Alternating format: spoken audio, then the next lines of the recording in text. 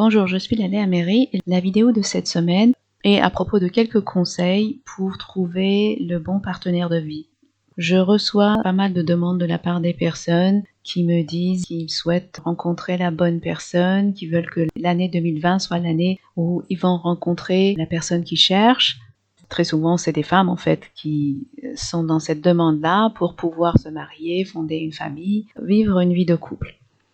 Et je pense que c'est aussi en rapport avec ce que nous vivons, peut-être aussi la situation cosmique, astrologique, fait qu'il y a comme une activation peut-être chez les gens de ce désir intérieur pour trouver la personne qu'ils souhaitent avoir dans leur vie, pour les personnes qui sont célibataires et qui souhaitent rencontrer le grand amour, comme on dit.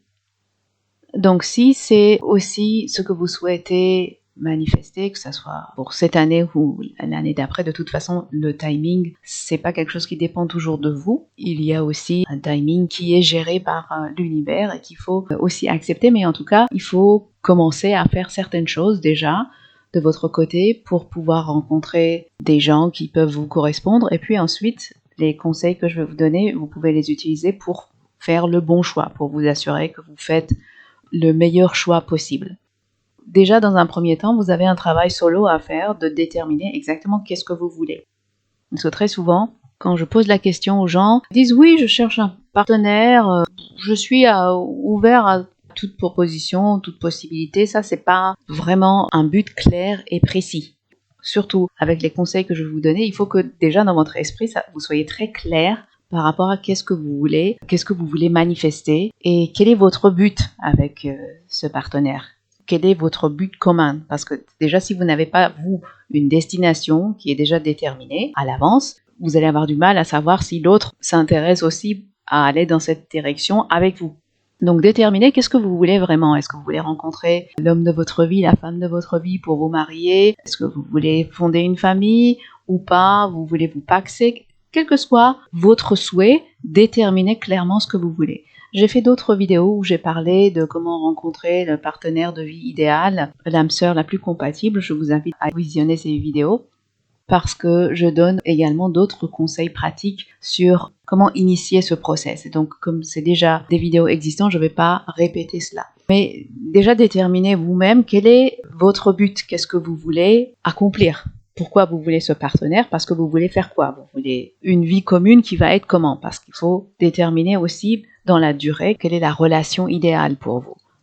Donc clairement précisez le but parce que comme ça vous allez pouvoir en parler par la suite avec la personne que vous avez rencontrée. Ensuite, deuxième chose importante à faire, et c'est là où je vous invite à regarder cette vidéo, comment rencontrer son âme sœur la plus compatible, c'est justement de clairement déterminer quelles sont les qualités requises chez ce partenaire idéal. Et là, il faut quand même rester réaliste et objectif parce que parfois, il y a des gens qui demandent des choses qui ont des critères qui sont pas vraisemblables et qui sont pas vraiment réalistes et ça va réduire leur chance de trouver quelqu'un qui peut correspondre à ces critères. Donc, déterminer quelles sont les qualités qui sont vraiment impératives, vraiment très importantes que cette personne doit avoir et vous allez donc noter tout cela. Donc, c'est bien d'avoir un petit cahier peut-être où vous allez faire tous ces exercices de votre côté, ce travail intérieur de déterminer ce que vous voulez, qui vous voulez. Et puis donc vous allez par la suite probablement essayer des services en ligne, je ne sais pas, en fonction de la situation actuelle avec cette histoire de virus et vers quoi ça va évoluer. Peut-être que ça va être votre seule possibilité ou s'il y a d'autres possibilités, vous pourrez aussi peut-être rencontrer quelqu'un différemment. Donc une fois que c'est fait, vous avez rencontré quelqu'un, vous avez déjà quelqu'un qui s'intéresse à vous. Ce qui est important, et ça c'est surtout pour les femmes, c'est de savoir qu'il est vraiment impératif de garder la sexualité en dehors de tout ça. Pourquoi? J'explique quel est l'inconvénient de, dès le début, initier une relation sexuelle. C'est que pour les femmes, quand il y a une relation sexuelle, il y a un hormone qui s'appelle oxytocine qui est sécrété dans le corps de la femme et qui agit comme de la colle super forte, si vous voulez, émotionnellement parlant. C'est une hormone qui est addictive et qui va vous attacher à l'autre personne. On va prendre l'exemple de la relation hétérosexuelle, donc un homme, une femme. Vous allez être émotionnellement très attaché à cet homme à cause de l'oxytocine. À chaque fois qu'il y a une relation sexuelle, ce lien, cet attachement va se renforcer. Or, du côté de l'homme, cela ne se produit pas du tout. Même si cette hormone oxytocine est sécrétée aussi, mais ça ne produit pas du tout le même effet chez l'homme. C'est pour cette raison-là que l'homme peut quitter une femme sans problème, aller sortir le lendemain avec une autre femme, ou qui peut même avoir parfois des partenaires multiples. En même temps qu'il est avec une femme, il peut aussi coucher avec une autre femme. C'est parce que cet aspect de l'hormone oxytocine, avec ce lien, cet attachement affectif, se produit que chez la femme et dans le corps de la femme.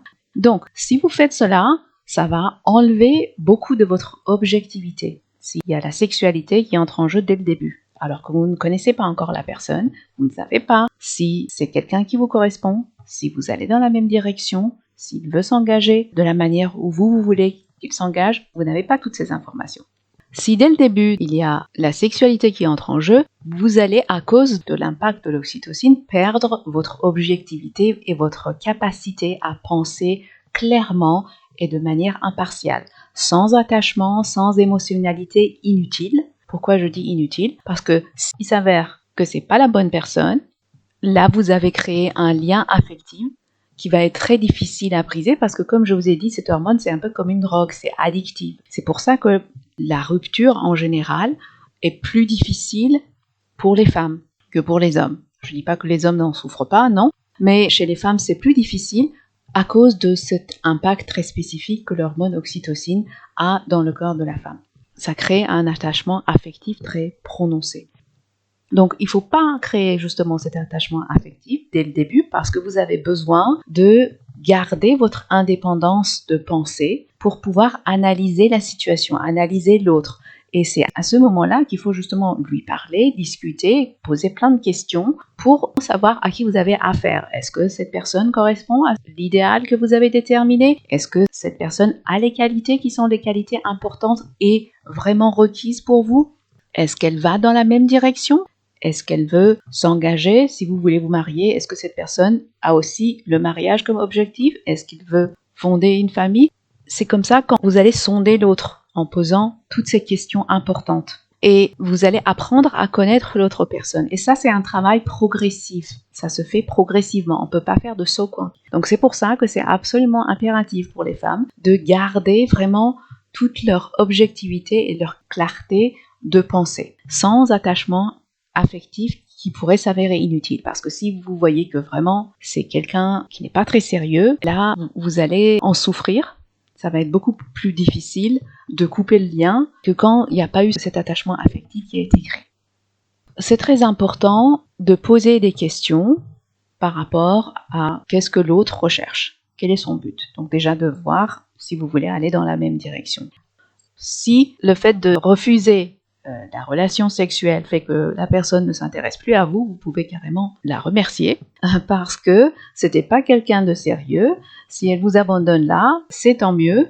C'est mieux de le savoir maintenant que plus tard. Vous vous rendre compte que finalement, c'est pas quelqu'un de très sérieux, il n'a pas trop envie de s'engager, il sait pas ce qu'il veut, il veut juste avoir quelqu'un maintenant dans sa vie pour ne pas être seul, mais sans plus.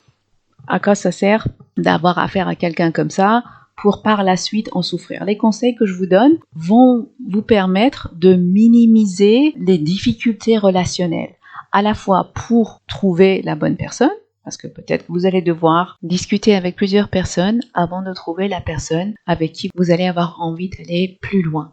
Okay? Et donc là, à chaque fois, évidemment, quand il y a une rupture, c'est jamais une expérience agréable. Et si on peut minimiser les dégâts que ça provoque, la souffrance que ça provoque, parce qu'il y a moins d'attachements qui ont été créés, c'est tant mieux. C'est tout à fait bénéfique, surtout pour les femmes. Et puis, il faut garder à l'esprit que les débuts d'une relation sont très agréables. Pourquoi? Parce que c'est ce qu'on appelle la période lune de miel. La période lune de miel, c'est les 3 premiers mois d'une relation où tout le monde essaie de montrer le meilleur côté de lui. Donc, c'est un peu faussé, c'est un peu biaisé la façon dont vous allez percevoir l'autre personne.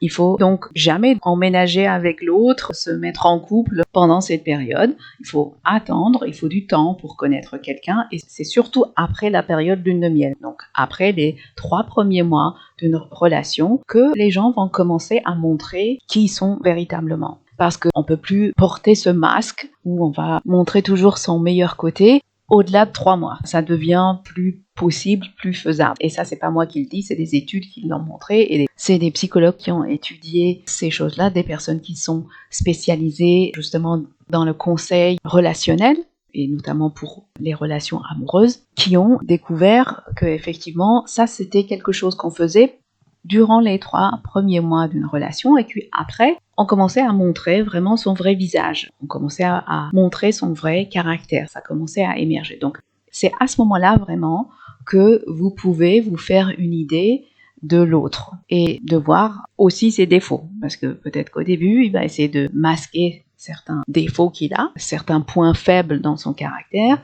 pas vous le montrer. Vous allez aussi de votre côté faire la même chose.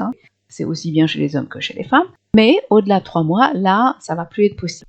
C'est comme ça que vous allez voir aussi, cet homme, il a aussi tel ou tel côté pas très positif, ou cette femme fait aussi telle ou telle chose que je n'aime pas tellement. Et donc, c'est à ce moment-là qu'il faut continuer votre évaluation de l'autre, discuter, se parler pour voir en fait si vous êtes compatible ou pas. Le conseil que j'ai donné par rapport à la relation sexuelle s'applique vraiment à la relation sexuelle. Ça ne vous empêche pas de flirter un petit peu avec cet homme ou cette femme que vous avez rencontré, mais il faut vraiment éviter le côté sexuel trop tôt avant d'être sûr que vous avez envie d'aller plus loin avec cette personne parce qu'elle correspond à vos critères. Ok ? Donc, si vous voulez vous simplifier la vie et ne pas avoir plus tard à regretter votre choix, à vous sentir piégé dans quelque chose qui vous fait souffrir, qui ne correspond pas tout à fait à ce que vous voulez, mais en même temps vous êtes attaché à l'autre, vous n'avez pas forcément envie d'arrêter la relation, mais ça ne vous satisfait pas non plus. Si vous voulez vraiment éviter ça, qui est vraiment une sensation très désagréable, ce conseil va justement vous éviter de telles expériences. Voilà ce que je pouvais vous dire dans cette première vidéo que je fais sur ce sujet. Il va y avoir d'autres vidéos où j'approfondirai plus et je donnerai davantage de conseils, des choses que vous allez pouvoir appliquer pour vous assurer que la personne que vous avez rencontrée correspond à qui vous cherchez, à l'idéal qui est important pour vous, de façon à minimiser les problèmes relationnels plus tard aussi, quand vous serez en couple, quand vous serez engagé. J'espère que cela vous a apporté quelques éclaircissements. Si vous avez des blocages intérieurs, des croyances négatives par rapport au fait de mériter l'amour, de pouvoir trouver la personne qui vous correspond, parce que les échecs de votre passé vous ont beaucoup affecté et ont laissé des traces négatives, et vous souhaitez les traiter avec moi, je propose des séances de clarification et cohérence thérapie que vous pouvez commander en ligne.